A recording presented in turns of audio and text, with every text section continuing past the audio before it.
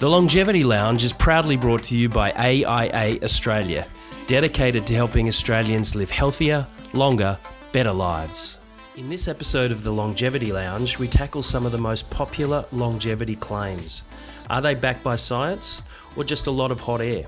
Our guest, Rod Cedaro, brings a wealth of experience. After teaching physical education, he earned a master's in exercise physiology while competing as an elite endurance athlete. Rod won national titles in triathlon and duathlon, set a course record at the Brisbane Marathon, and raced globally. Rod transitioned into exercise science, consulting with organisations like the Australian Institute of Sport, Australian Olympic Committee, International Olympic Committee, and corporate groups like Gatorade. Join us as Rod helps separate fact from fiction in the quest for a longer, healthier life. So, Rod, welcome to the Longevity Lounge. Oh, it's a pleasure being here, Carl, with yourself and I suppose Guy as well. He's come up with the jokes early on. Rod, you've certainly been in my world for decades. Coming out of triathlon, you were a world-class duathlete, I understand. Possibly a world-class triathlete at the same time. Exercise physiologist, as we've mentioned, and someone who's a lifelong student in the science of the human condition. We've got a range of things we'd love to talk to you about, but today's sort of about debunking some of the more generalised myths that exist around longevity. Yeah, no, absolutely. There is a lot of noise in this area. There's clutter, isn't there? One of the things that frustrates me in this longevity space is that you get these so-called experts pop up on socials banging on about this product or this theories, and mate, people just jump on it, don't they? They don't do enough research. And so today's pod's all about let's debunk and let's sort of work out the truth from the not. And there's not a better person to do it than Rod Cedaro. So the classic was with you yesterday, Leach, and we're sitting there listening to that information that came out about the 86-hour water diet. Yeah, Dana White came up with. I mean, he got put onto. Yeah, lunacy. The UFC absolute head. Lunacy. Yeah. So anyway, I just thought I'd give a bit of a background into why we're here. No, it's good that you interrupted our guest. Terrific. So let's keep moving. The Rod, you were saying. Look, it actually leads on from what we were talking about before with the whole water fast, etc. I thought the first two topics we might chat about were caloric restriction and intermittent fasting, because everyone's talking about, not eating for 9 hours, not eating for 15 hours, not eating, lowering the number of calories you're taking in, etc. It's a real minefield, and there's some real issues there. So as far as the caloric restriction, I've broken it down and looked at basically caloric restrictions, the for and against, a conclusion, and then the same with intermittent fasting, and then looking at both of those together. So there is some evidence around that if you're a rat, a rat or a worm. And they've started working on dogs. Then you may actually increase your lifespan. With people with humans with diabetes, cardiovascular disease and metabolic problems, caloric restriction may be of benefit. It shows that there are some improvements in the biomarkers for ageing. The downside of it is you can end up with malnutrition, you can end up with osteoporosis, you can end up with a loss of muscle mass, which is the last thing you want as you age. You've also got the psychological issues that go along with it, disordered eating disorders, etc., by caloric restriction. In regards to humans, as distinct from our worms, there's no real evidence to show the increased lifespan, although there's some observational studies that were done with former POWs, prisoners of war, which showed a increase in lifespan and health span for those guys. So that one's let's just unpack that one, because, I find that one quite weird. To come out of that environment and go back into their normal environment, I mean, they're not going to not eat because they've been stuck in a camp for 5 years or what have you. So that's an odd one. I'm not saying that it's not right, but it's just weird. And that's why it's an observational study. They've looked at them X number of years later and collated it and said, well, this cohort of people were in a POW camp for 5 years, whatever the case is, and they lasted a little bit longer than the average population. So is that calorie, or are they more resilient? Yeah, and that all comes into it for sure. Yeah, the resilience of what they learn to cope with things as well. And that's typically, when we look at longevity, we all know that resilience is one of the key factors for living longer. You look at, those in the blue zones, they have a resilient lifestyles, they're working on land all the time, they keep moving the whole way through. So, that's a really good point.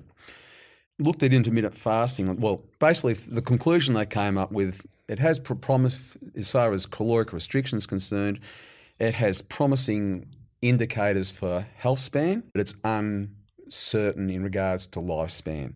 And before you do implement it, you really do need to be mindful of the fact that, there's the increased chance of all these other So I problems saw a associated study with it. that came out in the last 4 months, and the study said that, everyone's banged on about intermittent fasting and how beneficial it is, and it's going to help with your cell regeneration, with proteins being delivered to the body that's going to go and clean this up and that because you haven't eaten for a certain amount of time. And they worked out in this study that it had nothing to do with the amount of time that benefited you between eating, but more about just the restriction of calories over a period of a day.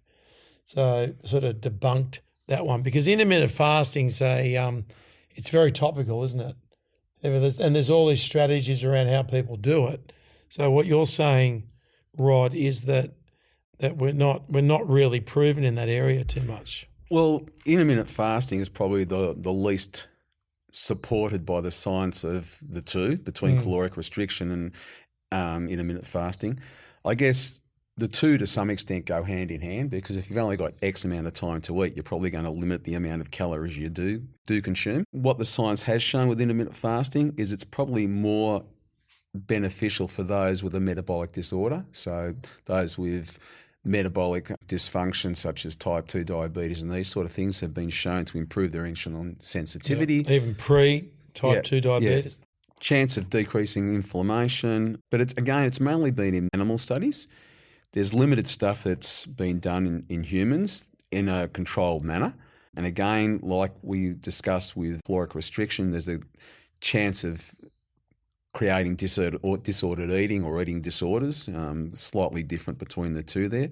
Again, decreases in bone mineral density, which as you age, that's the last thing you want as far as osteoporosis is concerned. Yep. And also lowering your muscle mass. And also when you do restrict the number of calories you consume, you decrease your, what we call the BMR, the basal metabolic rate. And when you consider that probably 60 to 70% of our total calories are burned doing what we're doing at the moment, just sitting around doing nothing. Living life. Yeah. If you slow that down, as we age, there's an increased risk of, gathering more adipose tissue, which is what we don't want to do. So I looked at a meta-analysis. Which is fat. Basically fat. Adipose tissue. Well, I looked at a meta-analysis, which basically combines, with a meta-analysis, what they do is they combine all the data from all these different research papers. And the long and the short of it was, of the two, there's more support for caloric restriction, so consuming a little bit less in the way of calories than there is in intermittent fasting. This program is proudly brought to you by Ascend Performance Collagen Protein. Ascend Performance Collagen Protein uses the highest quality ingredients, is dairy-free and tastes great. Each serve contains 25 grams of protein and includes Tenderfort for joint and ligament support, as well as Gut Matrix to help support a healthy and diverse gut microbiome, using a unique combination of pre, pro, and postbiotic ingredients. To find out more or purchase, go to ascendperformance.com.au. So, Rod, the two things on my mind. One is the videos that we all watch on YouTube talking about autophagy, where you have 17 hours plus, your cells then go into a panic state essentially and seek to regenerate for a generalization. That would have to be specific to intermittent fasting, because there's a period required of fasting before this takes place. So I'm confused about that a little bit, because if that were to be true, when you're saying we don't actually have human trials to suggest that is or isn't true. Well, there's limited data from my understanding. Yeah, because I look at that and the outtake of that is, of course, the balance to which you have already spoken, which is, are we getting enough protein? Are we getting enough calories at all over that day? And if we set our metabolism off in the morning, if we're fasting by missing breakfast, which is a typical way that people intermittent fast. But I'm interested to know, you've coached many people. You've been an exercise physiologist for decades. You're deep in the science. In terms of your anecdotal evidence and experience with athletes that might be trying to lose weight as a triathlete or a cyclist, tell me about some of those practices. We used to tailor eating patterns based around training sessions, largely. So when a person was going out for a level 2, or as they call it, a zone 2 training session, so long, slow stuff, typically we go out and do that in a fasted state. You might have a strong cup of coffee because that increases free fatty acid metabolism from the onset. And that person, for the first 2.5 hours, say, of a 5-hour bike ride, would consume water to enhance their fat metabolism. There's also an old saying that fat burns in a flame of carbohydrate. So beyond that period of time, you would also add in a little bit of carbohydrate in order to maintain fat metabolism. So that was for the long, slow stuff. And when you think about it, we're sitting around here at the moment, all we're consuming at the moment is body fat. So if you can enhance that when you're going on your long, slow runs and rides, etc., increase the intensity, which was the sort of thing Mark Allen used to do back in the day. Mark used to say, okay, I know my fat burning zone's at 100, optimised at around 140 or 150 heartbeat, and he'd go out and he'd run at that heart rate. And he'd record his time, and in the early part of his training, he might be running 8-minute miles. But by the end of a duration of, say, 2 or 3 months of training at that, and he became more efficient, better able to metabolise fat, he'd be running 140, 150 heart rate, but he'd be running 5.5-minute miles. Yeah. Metabolism had changed as a consequence. When you step it up, and to improve what we call the anaerobic threshold, to be able to push back and train at a higher intensity, in order to do that, you have to metabolize carbohydrate.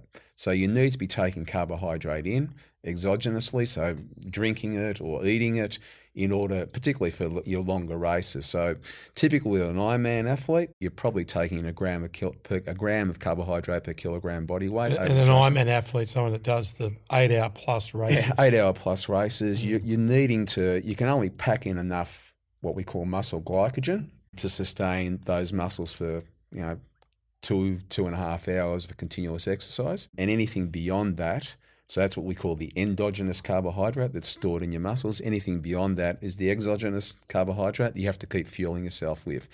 The same thing goes when you're doing a high-intensity training session. If you go out there and you're banging out 8, 10, 1K repeats on the track and you're trying to run those as fast as you can, so for argument's sake, you're running those in 245, 250, you're chewing through a lot of muscle glycogen. In order to recover from that, so you can back up and do your next session, you need to replace that. So typically with athletes, further to your question, Carl, I'd have athletes, when they've finished a high-intensity session like that, I'd have them to be feeding, because you've got a window of about an hour and a half post-exercise where you can optimise your replenishment of muscle glycogen. That research goes back to the 1980s with Dave Costal, etc. There was stuff done at the AIS with Louise Burke and those guys where they looked at the optimal window of opportunity. And it stands to sense, because if you've been exercising hard, you've got blood being delivered to the working muscles, then all of a sudden you ingest something, the blood's still going to the muscle, so it transports the carbohydrate there and replenishes the muscle glycogen stores. That's a fantastic answer. Thank you very much. Just steering us back into the questions around debunking some of the myths. I think in terms of intermittent fasting and calorie restriction, that's relatively clear, or as clear as it can be at the moment based on the science. What else do you got?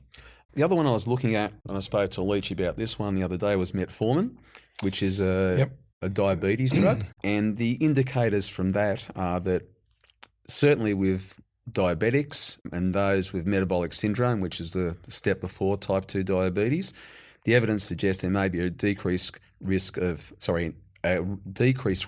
cancer, cardiovascular disease, and there can be a promotion of longevity with this drug. But the caveat on that is it tends to be with those people that are already ill. So let's with metformin. Right? Metformin's been around a long time. It's been around. It's been around, and it's been prescribed by doctors for people with type 2 diabetes. And studies would have been done on people with type 2 diabetes, not with healthy people. That they're now saying that there's some positive benefits to take that outside of the other cohort. So we don't really know much, do we? We don't, because as a population, we've been talking about, we've always wanted to know the elixir of life and all these sort of things, but really it's as Gen Y's aged, we've all started thinking, okay, well, why do we have to fall apart as we get older? We've started looking for the elixir of life, be it through exercise, diet and pharmaceuticals. And metformin has come to the fore there because it's shown these benefits in a sick population. Yep. But to my understanding, again, the data isn't there with a healthier population. So on metformin, I remember seeing Peter Attia, our famous global longevity man, was prescribing metformin as a good thing to take. So he was on it, and I was like looking and watching what he was doing, and you needed to get a doctor to prescribe it. And I'm thinking, it's a bit of a hassle. I'll just keep watching and listening and see what happens. So I sat on that. And then it was only 6 months later that he came out in another podcast, one of his podcasts, saying that he doesn't take metformin anymore because he found through the data that by taking it, it does benefit you in certain ways, but where it doesn't as you get older is helping to maintain muscle mass. And obviously muscle mass is a big part of it's crucial. What we need to hold on to as we get older. And so he went off it. So it's just a good lesson for people listening that there are these experts out there, but as times change and science gives you more information, that you'll learn that maybe some things that are maybe a bit of a miracle cure aren't even that. Look, Leachy, I think you and I were talking about it yesterday. We were talking about the 1%ers. Your big targets are exercise, and in particular as you age, your strength training, 3-4 times a week, ideally heavy weights, large muscle groups, doing that. Yeah, doing some big lifts, some heavy lifts. Yep. What you eat. Yep. Sleep and recovery. And social connection. Yeah. That would be 80%. My gut is, as the so-called expert trying to learn this stuff, that would be 80% of your pillars or even more of what would give you a good chance. Yeah. But what about if your social connection is you have to subtract it because it's so unpleasant? Like when I talk to you, for instance. But I'm your only friend. So that doesn't even work. Does this add up to my longevity? It does for you. Like it does because you've got no friends. And I'm your only friend. Even having a poor friend's better than not having a friend. So, Rod, we've talked about calorie restriction, intermittent fasting. I can't remember now. Metformin. Because Leachy, of course, took us off course. Metformin. There's a few others that we all sort of talk about. Yeah, look, one of the ones that I heard you guys were talking to, Nick Bell, that's right. Nick was talking about exercising in a hyperoxic environment. In other words, taking in more oxygen. Extra oxygen, exactly. Yeah. And that sort of didn't really resonate with me. So you've got something here that I brought a little pulse oximeter along. And explain to everyone what that is? So a pulse oximeter will sit on a finger and it will read the concentration of oxygen in your blood. At the moment, I'm sitting here. I must be excited sitting next to Leachy because my heart rate's a little bit higher than usual. I am a hero to you. So my heart rate's sitting at 50, 68 or something, but my pulse oximetry is sitting at 99%. It couldn't be better. So in other words, here at sea level, you've got 99% saturation of oxygen. You can see that in your right hemoglobin. there, Leachy. There it is. I can. 99%. 99% yep. pulse oximeter. And you're not going to get 100, right? Oh, look, you will see 100 on a pulse oximeter as well. Yeah. Okay. So it's saying your red blood cells, which carry oxygen around your body, are completely saturated with oxygen. They're they full can't of take oxygen. any more in. Yeah. The only way you can take more oxygen into your blood is if you increase what we call the partial pressure. So if you stick me into a hyperbaric chamber and take me from 1 atmosphere, which we're all sitting around here at the moment, to 1.5 or 2 atmospheres, what then happens is the oxygen that's coming in saturates all the red blood cells, but then it diffuses into what we call the plasma.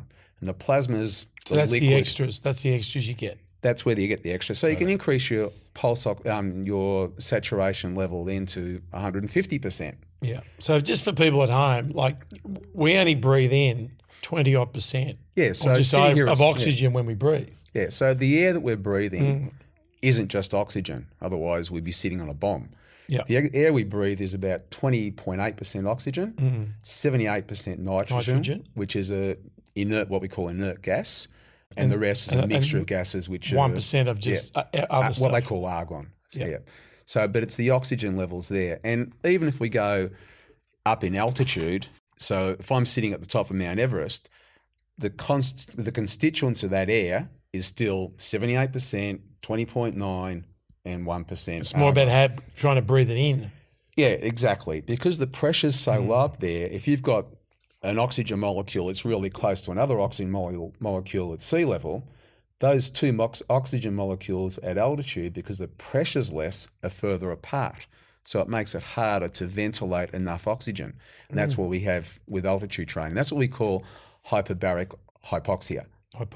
Hypo with an O, baric, versus hyper. So with Nick will hear this podcast. He's a regular listener. What are you saying to Nick with his oxygen training on his assault bike? I would be saying that he wouldn't be breathing in. He wouldn't be breathing in much more than probably a 30% mixture.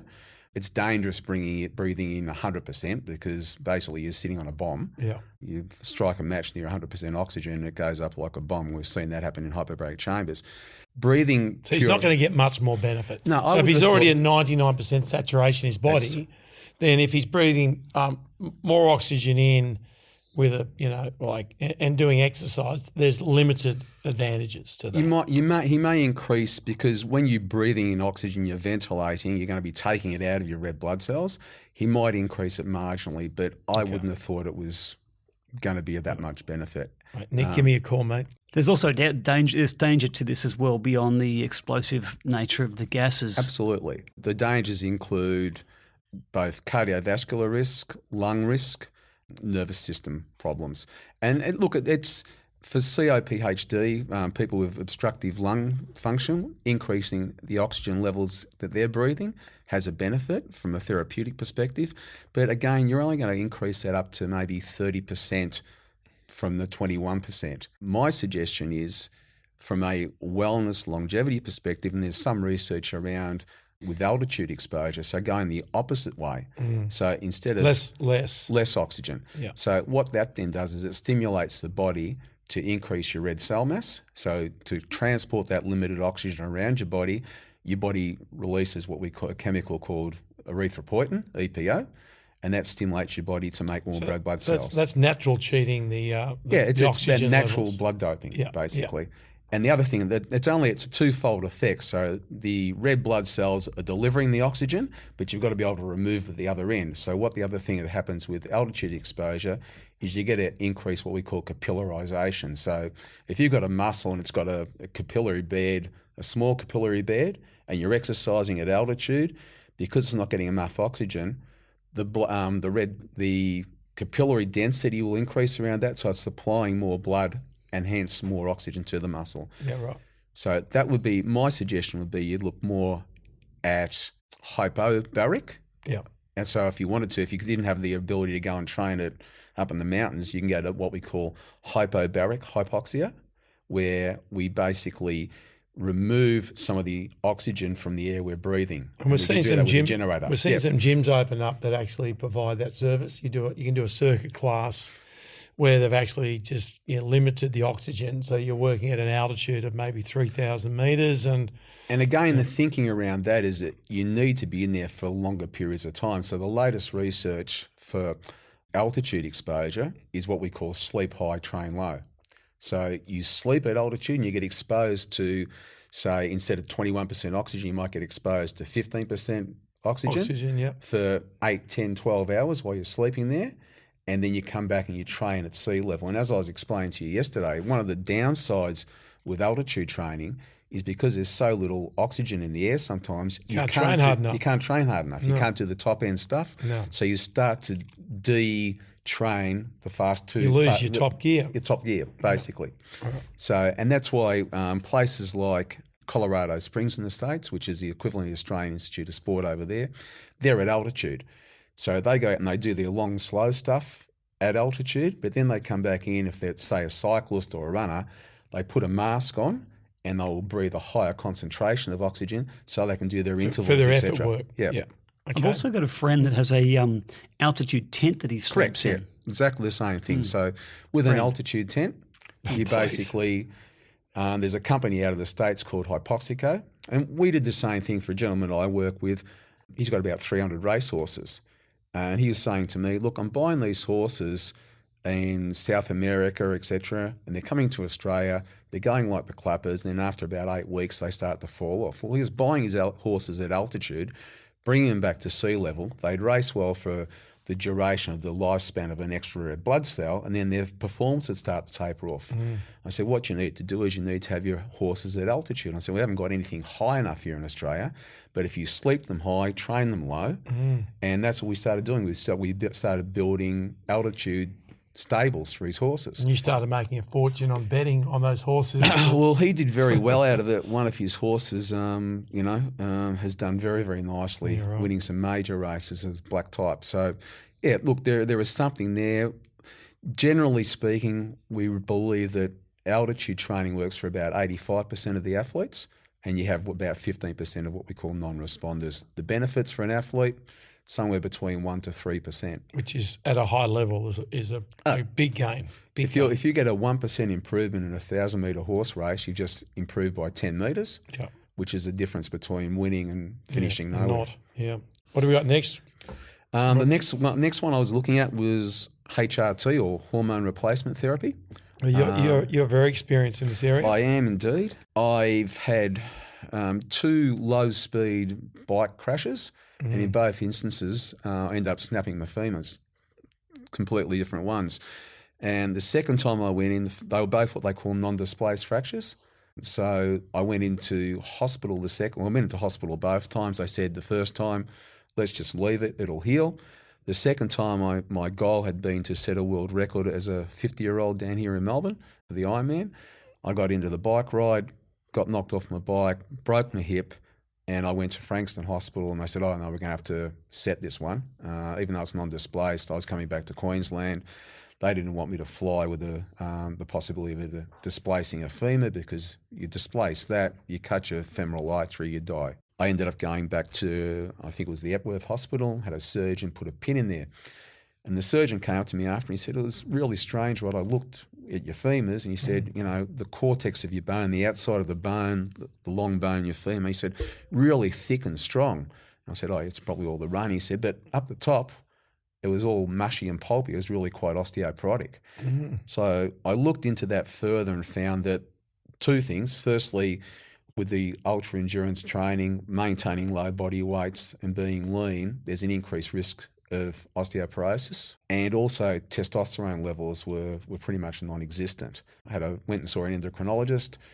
He said, Rod, your free testosterone should be between 12 and 15. Mine was 2. Yep. I didn't lose my libido, but I was just walking around. I was continuously tired all the time. What about hair loss? That was one of the side effects. Is it the same for you, Leggy? Well, I'm fine. Slowly but surely catching up. So the guy recommended to me that I went on to testosterone, Testogel, which is a topical testosterone. And he said, within 6 weeks, you won't know yourself. Yeah. And I didn't. It was like someone had flicked a switch. After 6 weeks, I was awake again. Went and had another blood test. Testosterone levels had increased into that magical 12 to 15 span.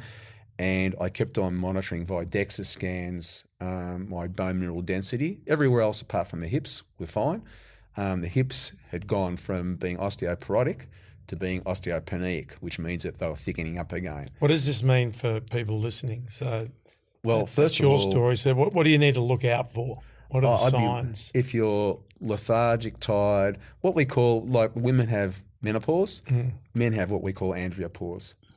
And the andropause is basically tired and lethargic and all those sort of things. My recommendation would be, and you only do it under doctor's guidance, you go and get yourself tested for your... Do your bloods. Have yourself tested. And ask for that being one of the free test, what they call free testosterone being assessed. Yeah, okay. The downside, or the potential downside, is because you're taking Testogel or testosterone, you start to increase your metabolism again, you can increase the risk of things like prostate cancer and those sort of things. So they also test for that with PSA tests once a year as well. Yep. But yeah, if So, you're so next time lethargic, you're going in for your blood test, you're regular, you just throw that on the list. Yep, absolutely. There you go. What's next? The other one that I was looking at for you guys was aspirin. There's been a lot of aspirin basically being seen as the wonder drug. Should I or shouldn't I take it? I personally, a good mate of mine's a cardiologist. He has reckoned he himself, he's 70, he takes 50 microgram. A fit individual. Aspirin. Yeah, 50 microgram aspirin a day. I've been taking it for around about, I suppose, 20 years now, just one small aspirin a day. It's been linked to lowering the risk of heart disease and stroke. That's if you've got a personal history. I've got a family history. I haven't got a personal history of heart disease or stroke. They say for people less than 60 years of age, if you haven't got that history, not to take it. I've gone against the grain there. If you're under 60 and you've got a history of diabetes and one other risk factor, then it's probably a yes to taking it. There is also some evidence that it decreased the risk of certain forms of cancers. So things like colorectal cancer has been shown to be decreased with it as well. So again, why wouldn't you take it? There is an increased risk of formation of ulcers. So you get more gastro-bleeds, which can be unpleasant. Even for a small dose, particularly if you take it on empty stomachs. So, Rod, a few other things. When you turn on YouTube and type in longevity, lots of things come up. Taurine being the wonder drug. There's I think it's Stanfield is the longevity expert who goes head to head with David Sinclair on a variety of things. Talks about microdosing multivitamins, and rapamycin is the other one that's quite common. Yeah, well, that's a class of drugs called mTOR inhibitors. There's discussion around whether or not it extends lifespan, and it has been shown to do that in different They've done animal the mice models. testing again, haven't they? It's all, it's mainly animal testing, but there are a number of potential side effects from it. So immune system suppression, and as a consequence of the suppression of the immune system, increased risk of infections, and also increased risk of insulin resistance, which is not a good thing. Diabetics are insulin resistant, so that is an offside of it. We don't know what the long-term safety of it is with humans because really the research hasn't been done. So as a conclusion for rapamycin, I said, look, it's a powerful tool in the longevity research, but it's risky for routine use in humans without more data. Okay. What about our old favourites, resveratrol and NMN? I was an early fan of resveratrol and NMN. I know. Yeah, and started taking it, and I honestly didn't notice anything at all. So that was my initial in the first month. But ironically, some of my friends that were taking it, that jumped on. Now I don't know whether this was psychological, but they literally said, "I've got more energy. I don't have this little dull period in the end of the day when I want to have a nap, in the afternoons where I start losing it and lose focus and energy and the like." But for me, I just didn't notice anything at all. What turned you orange though? Like what was the thing that actually turned you orange? Food dye. Again, I had a look at this and broke it down into the for, against, and the conclusion. It's a polyphenol, so an antioxidant. It's found in red wine. It has been associated with lifespan extension in some animal studies, again. Yep. They believe that it may improve cardiovascular health and can mimic some of the outcomes that you get with caloric restriction. The downsides are there's been inconsistent results, which goes to the subjective stuff that you've seen, Leachy. We don't know what the bioavailability of it is. And it's also been associated with gastrointestinal problems. So the conclusion that I, having looked at the literature, came up with was potentially beneficial, but evidence in humans isn't strong enough to recommend it as a primary longevity strategy as yet. I reckon plenty of people would say that too. Well, because it's costly too. It's costly. It came about because everyone was talking about the glass of wine being good for you, and then they sort of drilled down to what in the wine was it that was beneficial, and it was resveratrol, right? Yeah, as the polyphenol. Yes. But what they don't You've got to take a lot of it, though, wine-wise. With poison as well. Yeah, there's no good thing with alcohol. No. Well, my wife was studying a PhD in antioxidants, and basically the conclusion with all the wine study and all that sort of stuff, she was looking at flavonoids, which is a particular class of antioxidants. If you're on the Mediterranean diet and you're drinking a glass of wine already, so be it, but you don't take up the drinking in order to get the benefits, because the amount of antioxidants you can get from eating fresh fruit and veggies without the poison being the alcohol that we speak of far outweighs. And wouldn't the whole red wine thing come from the Mediterranean diet? Correct. The fact that they were in the blue zones, and that was the more 100-year-olds. And so you're taking people that were doing a magnificent effort of doing everything right to live longer, and you take one part of that, which is like the other way, it's a deficit, which is drinking wine, but everyone's just jumped on the bandwagon going, oh, this must be good for you. Yeah, it's a couple of things there. We're looking at one compound in isolation of the diet, which is generally very, very good. And the whole European, I'm a WOG, my old man was Italian, mum's an Aussie. Their approach to eating and drinking is completely different to what we have here in Australia. So, we've got a real binge drinking culture over here. So if one's good, 5 must be better. Yeah. But that one wine they have there, they would have that with a meal, and that'd be it for the day, basically. But then it's the other things that get added on to the Mediterranean diet coming from those areas that give the benefit, right? It's the fact that they're manual labouring.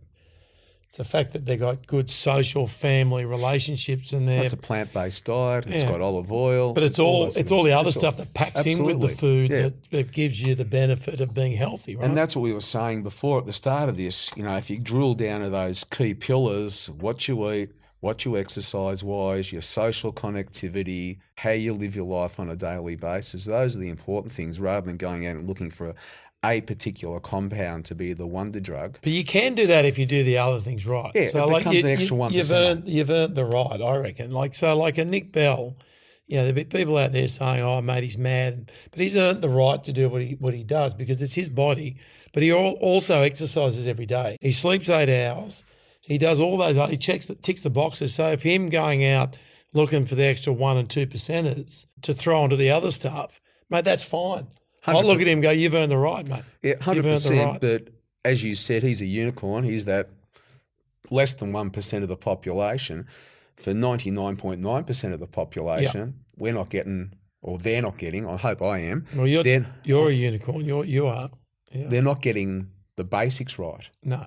And the basics are plant-based diet, Mediterranean-style eating, get out and exercise. You eat every day, you sleep every day, you breathe every day. There's no choice. You exercise every day. Yeah, and you laugh and have fun and got friends. Absolutely. Like Carl's looking for some, and you just you enjoy everything. Yeah, and that sort of all mixes in with it, doesn't it? I mean, I just think that this whole space is super interesting, but people just have a general want to go and take shortcuts. And the problem is these products come up because of that reason, right? They're trying to buy their health rather than making a personal investment in it. So it was an absolute treat to have you here. I've known you I've known of you, I should say, for decades. In my era doing triathlon, it was a privilege for you to be the coach. So I feel very special having you on the couch. You read his book, The Triathlon of the 80s. His book was basically how I planned all of my training. It was like the Bible. It was fantastic. And it's also just great to have someone here who actually knows something, Leachy. Crickets. So thanks so much for joining us. Carl, thank you. Leachy. Well done, mate. Good to see you. Well, good debunking. Thank you very much. Now, Leachy, about having friends, right? Yeah. If you have AI bots and things like is that the sort of That could count, mate. Yeah, Jasper. For sure. It's the future.